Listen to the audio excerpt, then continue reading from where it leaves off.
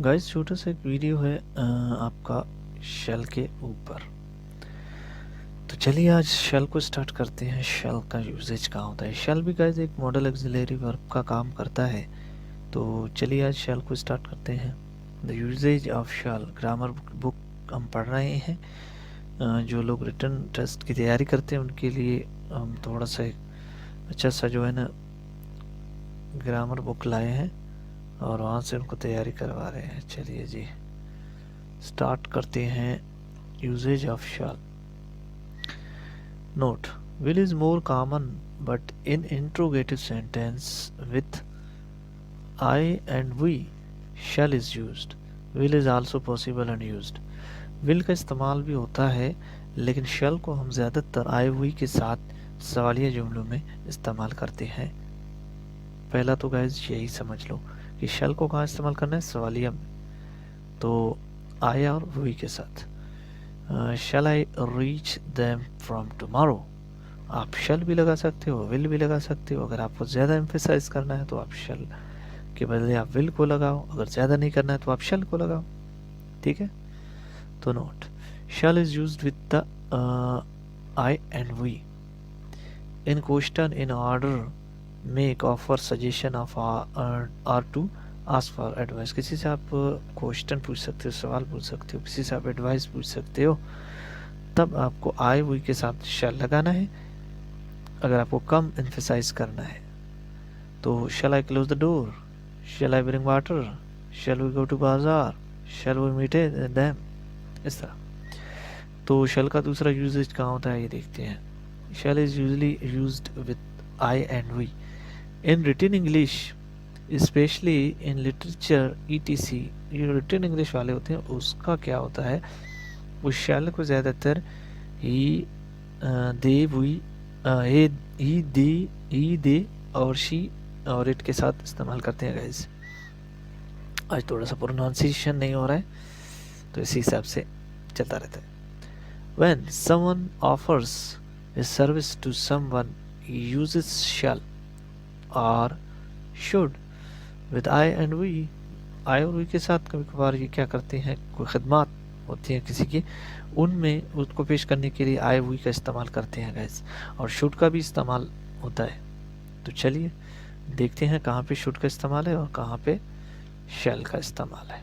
थोड़ा सा नीचे जाते हैं, हम स्क्रॉल होते हैं। चलिए जी यहाँ पे आ गया आपका सेंटेंस। हाँ, देयर इज सेंटेंस अबाउट।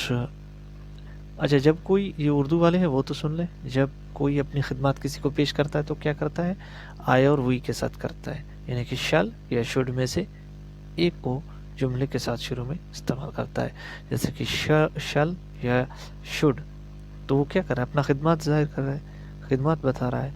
तो शल आई हेल्प यू, मैं आपकी मदद कर सकता हूँ, या शुड आई हेल्प यू, इस तरह।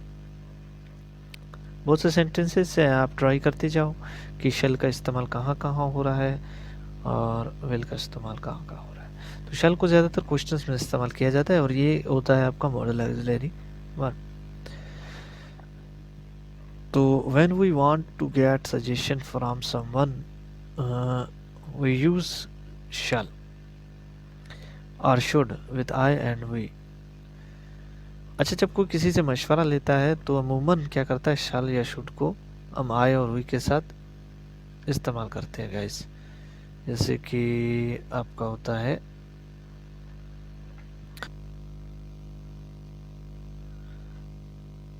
यहाँ पे एक सेंटेंस है, बाय न्यू पेन, नया कलम खरीदो, डोंट सी इन व्हाट शल। अच्छा ये है, तो I have lost my pen. एक बंदा कह रहा है कि मैंने अपना पेन खो दिया है। क्या कर दिया है, पेन को खो दिया है। तो what shall I do now, मुझे अब क्या करना चाहिए। किसी से कोई मशवरा मांग रहा है तो आप कह सकते हो, अगर आप किसी से मशवरा मांग रहे हो तो आपको शल और शुड में से एक का इस्तेमाल करना चाहिए। तो ये बंदा कह रहा है, ये लड़का कह रहा है कि मेरा पेन गुम हो गया है, मुझे क्या करना चाहिए या मुझे क्या करना होगा। तो शल और शुड में से एक को आपको मशवरा लेने के लिए जो इस्तेमाल करना पड़ता है गाइस। तो मशवरा किससे ले रहा है? इससे ले रहा है, तो मशवरा ये तो इसे देगा। चलिए जी, I have lost my pen, what should या what shall I do now? मैंने अपना कलम खोया है, तो अब मैं क्या करूं? या तो अब मुझे क्या करना चाहिए या मैं क्या करूं?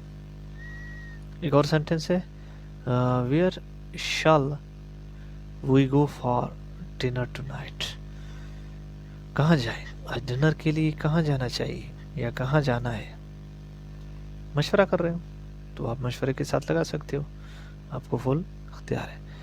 आगे कहते हैं, according to an old rule with third person he, she, they and the second person you, too, shall, would be used to express stress, emphasize on any promise, command, order, strong, determine।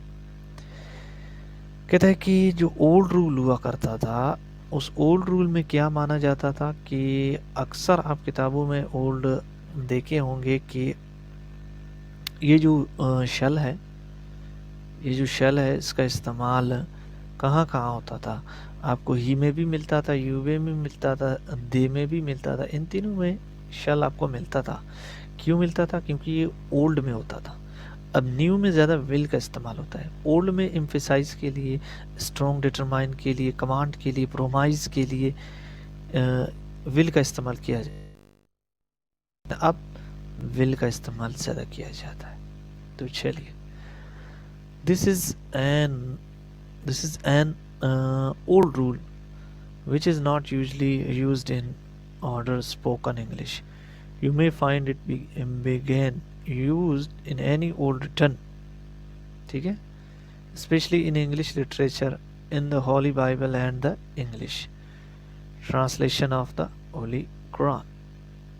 Okay guys, ये कह रहा है कि ई shall not be alive, ये पुराना दौर जो होता है, पुराना वर्जन होता है। तो थ्रेट, किसी को धमकी देने के लिए भी जो एम्फेसाइज किया जाता था, जो डिटरमाइन किया जाता था, उस शल के साथ क्या लगाया जाता था?